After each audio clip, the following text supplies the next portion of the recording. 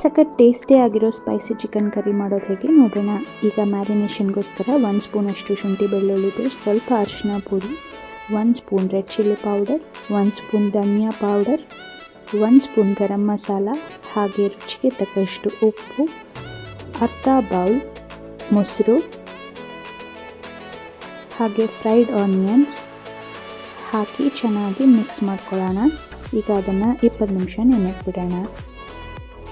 ಈಗ ಪ್ಯಾನ್ಗೆ 2 ಸ್ಪೂನಷ್ಟು ಎಣ್ಣೆ ಹಾಗೆ ಅರ್ಧ ಸ್ಪೂನಷ್ಟು ಸೋಂಪು ಹಾಕಿ ಈಗ ಮ್ಯಾರಿನೇಟ್ ಮಾಡಿ ಇಟ್ಕೊಂಡಿದ್ವಲ್ಲ ಚಿಕನ್ ಅದನ್ನೆಲ್ಲ ಮಿಕ್ಸ್ ಮಾಡ್ಕೊಳ್ಳೋಣ.